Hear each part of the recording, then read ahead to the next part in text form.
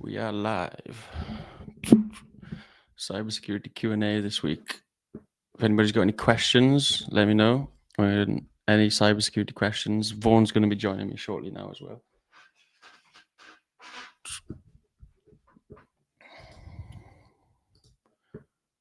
Post in the community.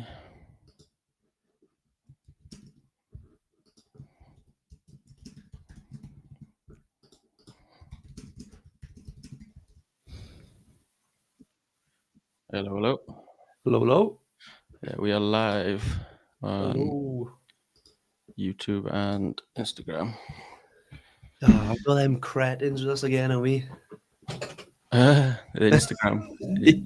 Yeah, I think Instagram delinquents. Yeah, what were the questions last week? They thought they'd been hacked and Always the same. The college had been compromised or something. Yeah, there's people following them. There's cars outside their house, all the same stuff. Yeah, if that is you, we aren't able to help. That's not our. It's not our area of expertise. Yeah. And we also can't hack your ex for you either, by the way. Yeah, I love their Facebook. We probably could, but we're not gonna. Yeah, we're not going to. That's not what we do. I just posted in the community now. Let's see if we got any questions. An investment today, AJ. You might be interested in. You got much smart home stuff in your gaff? Not much at all, actually. No, are you thinking about getting any in or what? Well, I don't know. I'm always worried about it getting hacked, you know. It's worth it for the. Obviously, it's not worth getting hacked, but for the what's it called the ease, I'm definitely on board with it personally. I've just made some investments today. Yeah, I know. I haven't gone that far. I haven't got like the automated fridge. See, I almost got them. I was actually gonna buy the blind closers, actually the curtain closers for the kitchen. Yeah. But like the device is like a little pod on like some wheels that like it just sits on the rail. Yeah, it was £70 for one. So if you got two curtains, you need to pay £140 to have each of the curtains open. Oh yeah, that's a lot. I know. For just the sake of opening a curtain, I was like, right, that's where I draw the line. I'm not paying that. I bought like the smart bulbs. What else have I got? Oh, okay. Nice LED strips. So is it you turn them on? You've got them to turn on when you come over. The Alexa going on, yeah. Okay, nice. I'll be like, Alexa, turn the living room lights on, like the lamp and all, like the side lights and like the TV strip and all that'll come on. So you know, like a disco then, out there. Yeah, turning all like fancy colors now, like. Nice. I got it set up to like my TV, so it can turn my TV on and off for me as well. Oh, okay. I told her I got my Roomba now as well, so I got my Roomba connected up to it. What's the Roomba? Like the robot vacuum. Oh yeah, that yeah. So I can be like, Alexa, go clean the house, and like the robot do and start going around. So you can just So this is allow you, so you can work more now then. Exactly, taking away the crappy stuff to make room for the new stuff. You're literally automating your life now, aren't you? Exactly. Why not? And like, you can add automations together on the Alexa as well. So like, if you give it a voice command, it'll then go and do different things. Oh, really? So when we go to bed, you'll be with this person soon, AJ, putting like the radio on for the dog and stuff. But we put whale noises on for the dog when she's in bed. Oh, okay. And we got to bed, so we'd be like, Alexa, bedtime. And he'll turn all the living room lights off. He'll turn the Alexa on with like the whale noises. If it's summer, he'll turn the fan on upstairs for us and like the side table lights in the bedroom and everything. It's Let's hope nobody hacks your Alexa then, otherwise your dog will be that's the remote controller, to be fair. Listening to That's right. My life isn't that interesting. Jeff is welcome to listen to me if he wants. We've had the first question here on Instagram, actually. Why are all the entry-level jobs demanding 2 to 3 years of experience? I mean, I don't want to be too negative on this response because there are still lower-level SOC analyst jobs out there. But definitely with the introduction of AI and automation, these really low-level basic jobs are starting to get eroded. And we spoke about this, AJ, a long time. I say a long time, it wasn't that long ago, like 6 months ago, maybe. Yeah. Saying that, a time's going to come where it's going to be harder to get cybersecurity jobs. And I think we're starting to see a glimpse of that come to fruition. Entry-level roles are starting to become a lot more competitive, and few and far between. There are still roles out there, and there are still people getting roles. Just take a look at our community. We've had 2 people get cybersecurity jobs from our apprenticeship just Yeah, last last week. week. Mm. So there are roles getting filled out there, but they are getting more and more competitive with the introduction of an AI and automation. What do you Yeah, reckon? yeah, no, I think that we have spoken about it last week as well. The entry level nature of cybersecurity, like cybersecurity, I don't really see as entry level, to be honest. I think No. what you need to put yourself in a place where you're going above and beyond entry level roles. So if you just narrow yourself down to entry level roles, then like Vaughan said, a lot of them will either ask for a lot of experience or they're going to get automated out. So what you want to do is learn the skills for the more kind of senior roles and start to apply for those. And yes, they might ask for years of experience, but there's a lot of things that employers ask for on a job description. It doesn't mean they'll always get it. Now, if you do have a good CV, a good resume, it does demonstrate your skills well through projects, then you can end up land interviews into these kind of maybe mid-tier roles. But you just need to be able to demonstrate that well on your CV and your resume, because they do want to hire somebody. And if you can show that your resume and CV is actually better than somebody who's got maybe a year's worth of experience, then you can stand out. But the unfortunate thing is, yeah, a lot of these entry-level roles, they're demanding the experience, but it doesn't mean that they're always going to get it. But I don't think you should just pigeonhole yourself for entry-level jobs, because a lot of them are either they're really competitive or they're going to start to get automated out with AI and different automation tools. So I wouldn't just focus on entry level, because that's what everybody seems to message us and say, oh, how do I land an entry level job? Yeah. It's not really an entry level industry. But the more kind of junior roles are starting to get automated out. Things that you can learn, what are the type of tools that are automating these jobs, and start to learn those tools. Workflow automation tools like Tines, for example. Start to learn these tools to make you stand out. Mm-hmm. What is, I don't really understand it. What is 8-year system in CV? Does that mean anything to you? Say it again. What is then the number 8-year system in CV? I'm not 8 sure. year, as in like years. Yeah, I don't know what that means. 8-year system. I Yeah. don't know. I've never used that before. I'll have to explain that a bit more then. I'm not sure. But we'll come Years. back to it if you explain it a bit more. Where can I learn basic to advanced for free and budget mid-range in cybersecurity and ethical hacking, security operations center, pen tester, and other related cybersecurity fields? Well, you can join our free cybersecurity community. We have some free courses in there. If you go to the link on our page, it's hosted on School with a K. We've got some courses in there. Other places, YouTube is obviously a really good place to go. I don't know if you have any other recommendations for places to start learning for free. I mean, I used to Slate Try Hack Me, but they have actually got some decent stuff on there, and you can get some interesting free modules as well. So Try Hack Me is somewhere you can take a look at. Hack the Box as well. I mean, if you're looking to do it on zero budget, your options are limited, but there is stuff out there for sure. It might be just scratching the surface, but you do have options. If you're looking to take it a bit more serious, like there's a lot of Microsoft certification pathways that are out there for free as well. And you can get 30-day free trials of using Microsoft resources as well in Azure. So yeah, there's plenty of stuff to be learning. Just need to find it. Yeah, and you did mention quite a few different job roles there. You said ethical hacking, security operations center. You mentioned quite a few different areas. I would try to start to think about which job you're most interested in, because if you try to start learning all of those different areas, then you're just going to get overwhelmed and you're probably going to quit. So just find a job role that you're probably interested in. If it's security operations, for example, just do your research around security operations center and being an analyst, for example. Now, it's still good to know the kind of red team inside, like so learning some parts of maybe ethical hacking, but I wouldn't go into too in depth into that when you're starting out. You just want to, unless that's the area that you want to jump straight into first. But I do think it's a lot harder to go in as a red teamer than it is a blue teamer.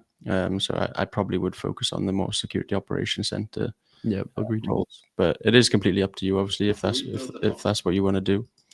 I was just looking for a video actually about free I'll post it here now. I've got a video on YouTube that talks about cybersecurity free training. There's Range Force. I think Blue Team Level 1 also have quite a good free course as well. I'll post that in the chat, yeah. But yeah, you mentioned budget mid-range. Be interested to know what you think your budget would be, because then that will really be able to tell you which courses to go for. But again, you're probably better off going and trying the free content first. Make sure that you enjoy it, because if you don't enjoy it, then you're probably not going to want to spend your money on it. Yeah, and honestly, a lot of learning materials out there, well, a lot of learning materials are out there for free. If you're spending money, you should probably be spending money on like access to experts and people and that sort of thing. People that can shorten your learning journey and help you learn what's needed minimally. Because like even the stuff in our uh, apprenticeship, right, is out there for free. Like obviously, we've created the content ourselves to help people understand it, but it's not new content. The content's out there already. So as long as you know where to go, a lot of stuff's free. What people are paying for in our apprenticeship is our help, which is what you really should be paying for, in my opinion. Well, you But just said your budget is 5 to 10K, so you've got quite a hefty budget. yeah, I'd be interested to know where you're located, and that'll kind of help tailor which jobs you'll also have access to as well. But yeah, you can message our Instagram page. I can reach out to you as well, and we can have a chat. You've also put another question in there. So you mentioned you don't have a job at the moment. You want to know which is the best and fast cybersecurity field to get into. I think that's what you're saying, because most of them ask for experience. Now, every job is going to ask for experience, but probably it IT help depends. desk. Yeah, That's where you need to start. It depends what your background is. Yeah, if you do have any tech experience, you mentioned jobless. I don't know what you were doing before, but you might maybe go into IT help desk. If you are somebody who's really technical, we have helped people. So there was somebody called Georgina go from a mechanical engineer into a information security analyst Oh, role, Mariana. and Mariana as well. She went from a recruiter into a trainee cybersecurity SOC analyst role. So it is possible, but it is going to depend on you as a person. So their background wasn't in cybersecurity, but they were very dedicated and just generally technical people. So that's what we always say, that it's not always like one pathway fits all. So depends on your person, like, their aptitude to learn, and if you pick things up quick, or if you need a, spoon fed you a bit more, it's gonna make a difference on how quick you can pick something up and land that role. Yeah, for sure. But yeah, I can reach out to you as well. We can have a chat on that one. So, HM pay in, get hands-on experience through projects. Yeah, that's exactly what we recommend. And it's what's been working for the students that we've been working with as well. The certifications to a level can kind of skill you up, and many of the certifications, like your CompTIA Security Plus, your Microsoft certifications, they help you get the interviews, because you need your CV or resume to pass through the application tracking systems. But from there, when you actually get into the interview and they're going to be asking you about certain experience that you've got, or put you into certain situations. So let's say that you're going for a SOC analyst role, and they ask you, an alert is generated, and it mentions that the server is infected with malware. What would you do next? Now, you don't necessarily have to set up a server at home and infect it with malware, but you can do that, and then you can try and remediate it. But you want to put yourself in some instant response scenarios. So, and this doesn't have to be a technical project. It could be pen and paper. Just write down different possible scenarios that could happen. If an employee clicks on a phishing link, what do I do? You could even draw it out with a diagram and things like that. But yeah, obviously setting up your own servers at home will always be helpful as well. But they don't always have to be technical projects, but the technical projects are going to help. But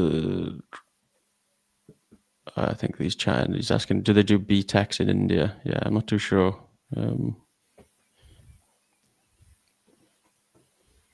But so you said the budget is almost 30,000 for the certification. I'm assuming Are you talking about dollars? I'm not sure. You're probably talking about, yeah, I don't think they're talking about dollars. Maybe, yeah, let us know. Because if you let us know what you 3,000 look paid for. certification sounds quite high. Yeah. Oh, we got somebody called Dean Sec. Hi, folks. Happy to listen and learn. Yeah, thanks for joining us. Dino. We, we do these every week. We're going to think about changing them up a bit because we want to make them a bit more interesting because we do get a lot of the same questions every week. So we're thinking about changing it up. So I don't know if anybody has any ideas of how we can be more engaging on these streams, unless you do enjoy the Q&As, but we're just, again, finding them quite repetitive. So we're going to be looking to kind of change them up a little bit. Yeah, it's a bit of a quieter one this time around, to be fair. We haven't really promoted it too much. Get the PlayStation out. Yeah, I know. It might be. Yeah, I think that's what we're thinking about doing. Just streaming the PS and answering questions at the same time. At least then. So this guy Troublemaker AI no code base 44 lovable question mark. I'm not really sure what that. AI no code base 44. I mean, I've used Lovable before to build some websites. Pretty good. Obviously, it's not production type code, but if you just build it for fun, it definitely works. But you're probably not going to replace a full stack engineer or front end engineer, right? Because it's going to implement different insecure coding practices, and there's like that adage that you get an engineer to create a piece of code, it takes them 2 hours or 3 hours or whatever to make. But if you get AI to make it, it takes them 5 minutes, but then you spend 5 hours trying to troubleshoot it. So it depends on what you're building it for, really. If you're just building it to piss about, perfect. If you're trying to make something compliant, you might have some issues. Yeah, that's a good point. This is a good question. Payan. What's some great questions to ask? What's some great questions to ask and how to prepare for a technical interview? Ooh, good question. Some great questions to ask. One I asked on my recent interview for a job in which I got was, what are you looking for from high performing team members? So like, what tasks and responsibilities are you expecting them to do? And that way you're not only learning stuff about the role that's needed, but you're also kind of positioning yourself as someone that's a high performer above other candidates quite sneakily. So that's quite a good one that I used that I had some success with. What about you, AJ? I'm just trying to think now.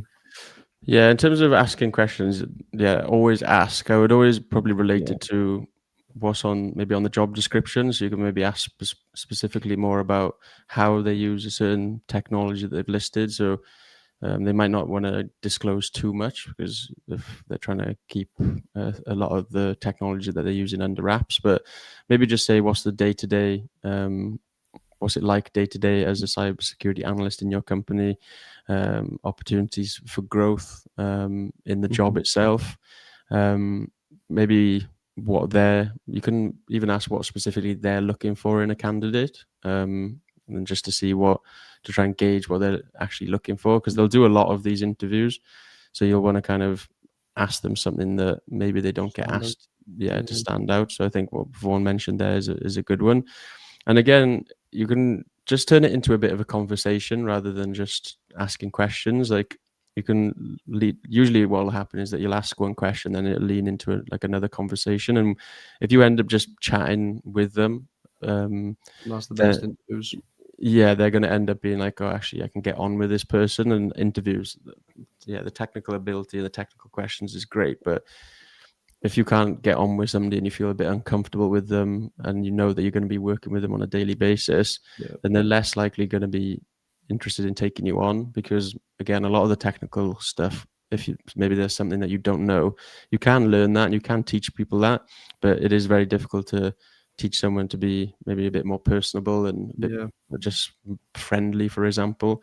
So you just want to make them remember you. And from the interviews that I've done, the people that I've said yes to are the people that I've just been able to have a kind of a decent chat with. And so I wouldn't focus too much on what you should ask, but focus on more on just, maybe try and gauge an interest out of the interviewer themselves. I think. No, it's a great point from AJ. And one of the piece of feedback I gave to one of the members of our community, our free community, Yasin, was people want to work with people, right? People want to talk to people. So when you go into your interview, like AJ saying, don't be cold, one word answers, try and spark a conversation. What something I try and do is try and like crack a joke and or get a laugh out of them. Obviously, could go down like a lead balloon, but that's a risk you take, right? If you can kind of gauge the room and get them to laugh, that's always a good sign and can build rapport. That again makes them remember you and gets you closer to getting that job. Yeah, for sure. And in terms of prepping for a technical interview, what I tend to do and what I've done for the students that we've worked with is just use the job description and ask something like ChatGPT to give you some behavioral and technical based questions. So the behavioral questions are they might put you in different scenarios, and then the technical based questions will be based on the tech stack that they're actually asking for in the job description itself. Like most of the questions will usually come from what's on your CV, on your resume, or the job description. They might, I don't know, are still people asking about the history for the company? Is that something that people care about these days? That was kind of like old Uh, school. I don't know. I actually had a question in my not onboarding, but like preparation for the interview to be like research the company and what we do. Mm, Didn't ask me any questions on the interview, like so. It's probably good to kind of brief over, but I wouldn't yeah. worry too much about it. If you get rejected because you don't know what a company does, that's a bit harsh in my opinion. Yeah, that's true. I know it's quite an old. I say old school. I'm not that old, but Yeah. when I was going for jobs, it was always like, oh, you should know the history of the company. You But should love the company like your firstborn. yeah, but I've never really been. Well, I've been in an interview where somebody else asked them and like, what do you know about the company or the history of it, and I was like, well, I don't think I would have been able to answer it, and I was Yeah. on the other side of the interview. Yeah, I mean, like, if you can just give a brief overview of like, think about cybersecurity, right? Is usually industry and country. So if you know the company is a manufacturing company working in the UK, that could be where you go from. Because another thing they might want to gauge from that question is, do you understand what Mm, if you're an internal SOC, what our attack surface is? yeah, that's a So good if you work for a manufacturing SOC or a manufacturing company in the SOC, in the interview they might want to know that you understand that they're a manufacturing company. You could even follow that up with, targeted by Scattered Spider or whoever. point. Yeah, that's a So very good point, that could be a actually. cool way to spin those types of questions.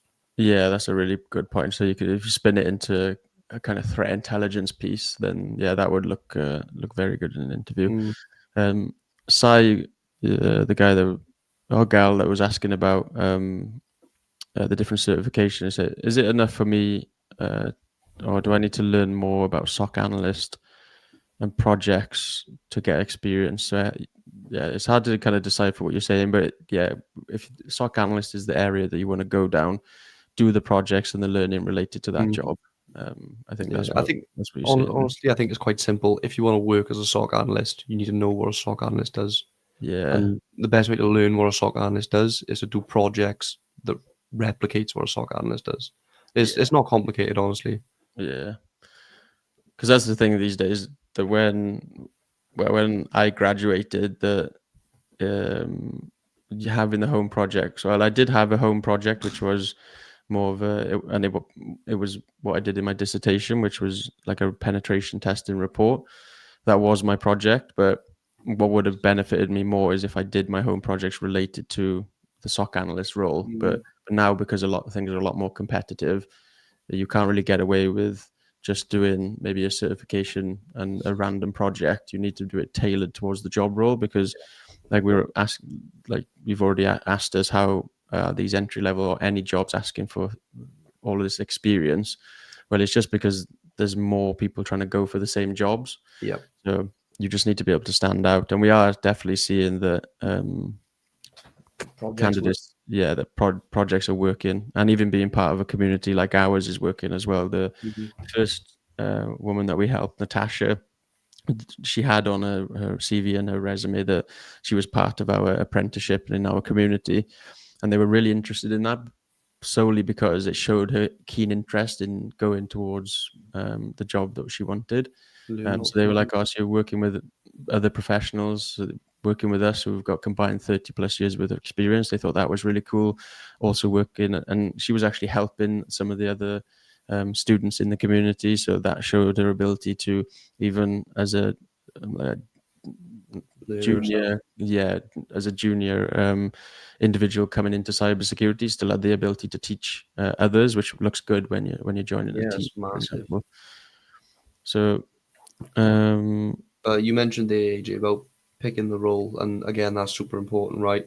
I think on the Instagram they can see that banner I put at the bottom, but yeah, that's why we say it, right? Know your fundamentals, but then pick your role. Like you need to pick your role first to know what skills you need.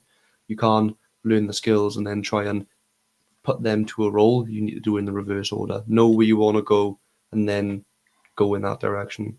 it actually makes it easier as well, because you're just not going to be trying to do everything, and you're just going to start learning. I don't know. Let's say you start What's required. learning Nmap, for example, and just start doing that for a bit. Well, yeah, it's good to know Nmap and how it works, but you're not going to be using Nmap every day, or even very rarely at all. As a cybersecurity analyst, maybe there's some companies that might be using it for troubleshooting, or maybe you'll be in more of a purple team, but those you'll see on the job description what they're asking for, and if they're not asking for what you're learning, then you're probably learning the wrong stuff. Yep. But yeah, we've had some good questions. I think we said we were only going to stay on for 30 minutes, and there doesn't seem to be anything much else coming in. Vaughan, I don't know if you had any other No, all good clues. from you, mate. Yeah, I'm happy to call it if you are.